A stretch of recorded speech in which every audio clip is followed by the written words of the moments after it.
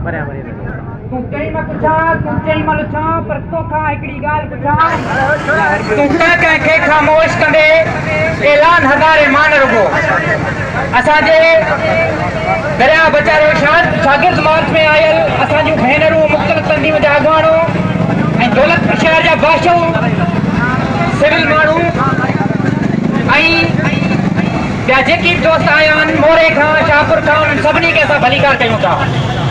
दोस्तो हिकिड़ी ॻाल्हि जेका असांखे सम्झणी पवंदी त दरिया जे मामले ते अॼु समूरी सिंध सरापा एहतिजाज आहे। रोडनि ते निकितल आहे, धरना अड़े पई, रैलियूं, बुख हड़तालूं सभु कुझु थियनि पियूं, पर असुल जेको मामिलो आहे उहो असुल मामिलो इहो आहे त मसइलो सिर्फ़ु दरिया जो न आहे। ही पंजाब साम्राज सिर्फ़ु असांजो दरिया नथो लुटे, असांजा वसीला बि लुटे थो, असांजो समुंड ते कब्ज़ो कयो वेठो आहे, असांजे धारियाबादकारी जे ज़रिए असांखे जेको आहे अक़िलत में तब्दील करण जूं साज़िशूं करे रहियो आहे। उन समेत जेकी बि सीपेक जहिड़ा मामलनि जे असांखे आलमी जेके ताक़तूं आहिनि उन्हनि जे हवाले करण जूं जेके साज़िशूं आहिनि उहे सभु जूं सभु अहिड़ा मामला आहिनि जेके अगरि हिकु मामले ते बि मुकमल तौर ते अमल थिए थो त असांजो वजूद ख़तमु थी वेंदो। उन करे इहा ॻाल्हि असांखे सम्झणी पवंदी त बिल्कुलु ज़रदारी गद्दार आहे, पीपल्स पार्टी गद्दार आहे,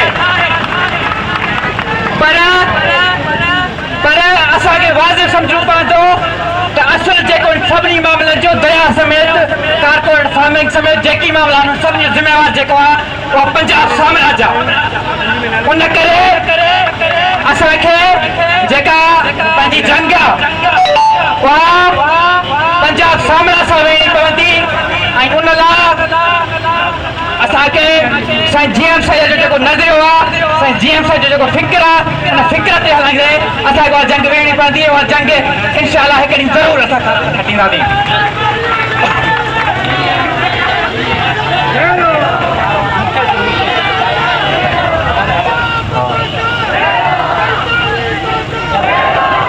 असां हिकिड़ी शइ वाज़िब सम्झो त ज़रदारी मुंहिंजी ॻाल्हि कई त गद्दार आहे, पर असुल ज़िम्मेवार पंजाब साम्राज आहे।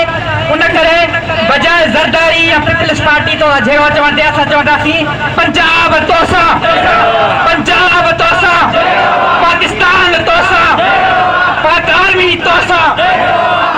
असां हिकु दफ़ो ॿीहर था सभिनी खे असांजे मार्च में अचण ते भलीकार कयूं था ऐं असांजी जिदोजहद जारी रहंदी, एसि ताईं जारी रहंदी जेसि ताईं असांजा समूरा जेके वसाइल आहिनि उहे असांजे हथ में नथा अची वञनि ऐं जेके सिंधु देश जो जेको ही ग़ुलामी आहे उहो ग़ुलामीअ जे आज़ादी ताईं असांजी पंहिंजी जिदोजहद असांजी जंग जारी रहणी आहे। सभिनी दोस्तनि जी महिरबानी।